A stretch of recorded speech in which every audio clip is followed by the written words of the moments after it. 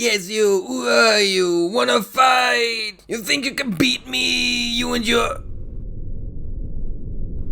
What is that? What? I love necromancers.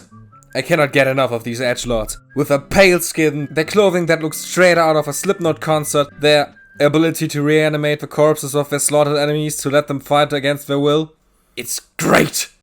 They also are a favorite as antagonists in stories or games. It's an easy solution if you need your protagonist to be able to fight a vast army without all that deep of an explanation. They're also my favorite class in any game. If there is an option, it's an almost instant pick for me. But only if it's the summoning, minionmancer type of necro, and not the basically just a sorcerer, but emo type.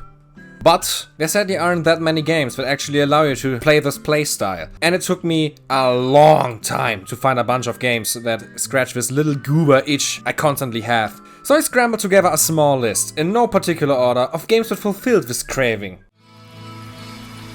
Let's get the easy answer out of the picture first. Yes, a lot of ARPGs have a Necromancer class, and all of them are great. Diablo 2 introduced them to the series, making them one of the easier classes in the game, because most of the gameplay just literally consists of you standing around and playing auto chess with enemies. Diablo 3 made the skeletons a lot worse by drastically limiting your numbers, making you rely way more on your own skills. But hey, you don't have to summon them with your corpses anymore, I guess. And Diablo 4 tries to get the middle route, giving you great options to your minions, while also allowing you to still be really strong yourself, even though you're focused on them.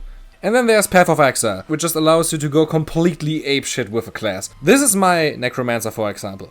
Nice, right? Having a small army and summoning burning skulls that attack enemies as well. And then here's how an actually optimized Necromancer looks in Path of Exile. Not to mention all the other RPGs I didn't mention that also allow you to play as this class. The Unliving is a very interesting game. It's a roguelite that, right from the first announcement, instantly hooked me with its charming pixel art and the sheer size your army can reach. You are the local necromancer that accidentally lost the memories in a failed experiment, and you want to regain them by killing the nearby townsfolk. And just look at that size of the army! But they pay for their size with their heads literally being completely empty. Your skeletons are dumb. Really dumb. It can be pretty finicky to command them around, and the screen can also get so cluttered that you are basically constantly getting hit by projectiles, because the visibility basically does not exist in this game. But the game has some cool ideas, like your army perfectly representing the villagers you've slain. When you kill a normal guy, you get a plain old skeleton. When you kill a dog, you get a dog's wet dream. When you kill a fat guy, you get proof that he actually just had heavy bones, and so on. All of them also having different fun abilities you can activate by sacrificing them. But that's also my biggest current problem with the game. For a game titled The Unliving, they matter a lot less than you'd think. Like any other roguelite these days, you can find upgrades and new skills, but most of them only apply to your necromancer, not to your army. And if they do, most just activate on sacrifice, which you obviously only want to use sparingly. The game is currently still in early access, so I'm hoping the devs are still working on things to shake up your army some more. But other than that, I think it's worth a shot. It's a fun time raiding some villages. Loop Hero is a very simple one. You are a hero that's running in a loop. Okay, the game offers a bit more depth with its deck and town building mechanics, and you constantly being able to upgrade and add stuff to the loop to make you stronger, simultaneously making the loop harder.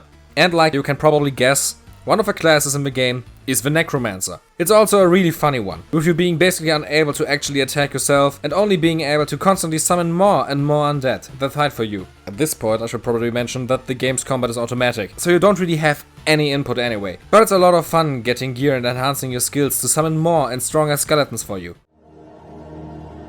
So Darksiders 2 doesn't really allow you to be a necromancer, but you're playing as Death himself, who is on his very own Zelda adventure throughout multiple different realms of reality, and your skill tree allows you to skill into a path that spawns 2 zombies for a short amount of time, and you can upgrade them in a few ways to actually make them really viable in combat. Okay, I am admitting that this is just loosely fitting to the definitions I said at the start, and that if I'm counting Darksiders 2 as a Necromancer game, the Barbarian from Diablo 3 and the Fire Spirit spell from Forspoken also count. On that note, Forspoken! Death Must Die is actually still just a demo, but it saves progress and it's basically just a free trial until the actual game launches. And from the gameplay you can probably already tell what type of game this is. And yes, it is another survivor type game. And yes, the market is already oversaturated with thousands of semi-cheap rip-offs with not a single creative bone in their body. But this game is different. They also ripped off Hades. But okay, in all seriousness, this game is way better than you'd think. The skills are fun to use, you actually have to aim yourself, you can get gear like in Diablo, dash around, get fun synergies, and of course, because otherwise it wouldn't be on this list, you can get a skill to actually become a necromancer. And believe me, in a game where the screen can become like this, constantly summoning an undead army is hella fun. Like I said, it's still just a demo, but you already get quite a lot of content, with fun progression back at the camp, and I'm kinda hooked to it, honestly. Dungeon 100 is another roguelite. I know 90% of this list already is. Please, bear with me. This one also has a pretty interesting auto-battler gimmick. With it basically being an ARPG like Dungeon Crawler, where you pick your class, choose a few skills, with the money you earn, kill everything on the floor and repeat. It basically is more of a strategy game, with you having to think about your resources and skills, while also removing the fear of carpet tunnel, due to you literally not having to do anything but watch. And of course, you can buy necromancy and summoning skills, which sadly are still kinda basic, but the cool thing is you can also just mix and match different class skills together and see what happens. It can result in pretty funny synergies, with the only problem being if you get too strong and beat the final boss, you have to start with a new character and try to figure out an even stronger build because your previous one is now the new final boss. It's genuinely quite addicting. Now here's a fun juxtaposition. Let's delve into Warframe. With a game that offers so many classes, it was just a matter of time before they added a Necromancer into the game. Necros, I know, very creative, is a weird looking one. But luckily, looks don't mean strength in Warframe. Unless you want to change how you look, because holy, you can. Every class basically plays the same, except for a few stats and their 4 skills. Some Warframes can flash a light, make an ice shield, ram into enemies, shatter reality itself and bad time. Necros can turn his enemies' soul into bullets. But he can also apply a fear effect on all enemies, which can be really useful, just as his ability to make enemies drop more loot. And believe me, you never say no to a Necron on a grind mission. And his ultimate, which does, you guessed it, summoning slayed enemies to fight for you. And yes, I love it. And then there's Necros Prime. And just look at this baby. I will never forget his announcement trailer. Still gives me shivers. Fear is a weed snaking in the dark. It vines within the mind, corrupting it. And if you're asking what a Prime Warframe is, it's basically just another version of the same class with slightly different stats, a different design, and you can only get them by doing heavy grinding in a special type of mission. That at the end of it allows you to choose between one of up to 4 rolled items out of loot boxes the players have to enter with. Don't worry, you can't buy them for real money. Like I said, the game is really grindy. Or you can just fork over money because the newest Prime frame is always instantly available to purchase. These games are basically just an honorable mention because I'm not really into these games. But hey, a friend of mine said you can make fun Necromancer builds in them, so here you go, I guess. No, I am not biased, why do you ask? I actually found out about Necro Smith on the day of the recording, so this is a little bit more freestyle because I didn't really write a script for it this time, so the game's pretty interesting. It is another roguelite. I know we didn't have enough of them already. Where you have to build your own monsters out of parts you gather. And then you can send them out of your tower, collecting stuff and fighting for you. So yeah, basically it's just another auto battler with roguelite elements, where you can upgrade stuff after a run. It is quite cute, honestly. Give it a shot. I mean, it's like $2 on Steam. Don't play the Switch version. The Switch version is like 8 and the controls are fucking atrocious. Just play it on Steam. It's really fun to just build your armies, see what part combinations make the strongest monsters, and just try to survive as long as you can. I only have done a few runs for today, but I'm really into it, and it's helping me to increase the length of this video a little bit, so it makes me happy.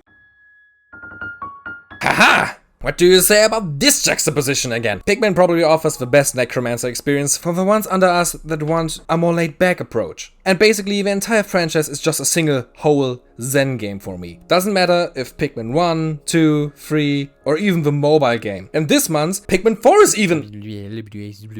What? You aren't playing as a Necromancer in Pikmin? So you aren't able to multiply your forces by using the freshly slain corpses of your enemies and turning their remains into more minions for you? Yes! You can't get me to get off this hill. Olimar is a Necromancer. His creatures are just... more than dead. So what did I want to say? Ah yeah, right. Every Pikmin game offers a different and unique experience. The first one has a tight time limit, requiring you to find 30 ship parts of your stranded rocket in 30 days, or your life support system will fail. So you plan out routes and strategies to use the 3 different Pikmin types to help you achieve this goal. In Pikmin 2, they removed the strict time limit. This time, the game is about collecting treasures to repay your boss's debt, together with this lovable asshole, Louis. But where's the challenge coming from this time? From the literal Diablo-like dungeons you can go and explore, being filled with all sorts of challenges to overcome to decimate your group numbers. Because you only have the amount of Pikmin you entered the dungeon with and are unable to get more without leaving and starting from the beginning. The dungeons also introduce 2 new Pikmin types. Pikmin 3 offers a new take on the idea of Pikmin 1, giving you a time limit again, but you can extend it by being good at collecting this game's treasures. Fruit, which the group of entirely new faces, this time free, can use to eat. It's definitely the easiest game of the series so far, but it gives the game this very specific cozy energy that just makes it so fun to replay constantly, trying to finish the game in even less days this time. It also introduces 2 new Pikmin types again. And Pikmin 4 seems to try and offer a new take on the ideas of 2, with the dungeons returning. The game is even changing its perspective to third person instead of top down this time. They're also adding new Pikmin types again, and a dog. A dog! This game is gonna be great! And also the mobile app is really amazing, and I just wish more people would actually play it because it's adorable and it's also way more fun than Pokemon Go. Please play it. I hope you actually can't hear the fan right now. If you stayed until here, thank you a lot. I hope I actually was able to raise up some interest for some of the games I mentioned today. I was going a little fast on a few of these, but I wanted to mainly focus on the Necromancer playstyles of these games and not the games itself. If you want more in-depth looks at any of these games, just write in the comments. I'm actually quite interested in doing more nuanced videos on a few of these, but it would actually be interesting to know in what you guys would actually be interested in. Also, if there are any more games that allow you to play as a summoning type Necromancer, leave them in the comments as well. I'm always open to play more games with a playstyle that reminds me of Necromancers. What?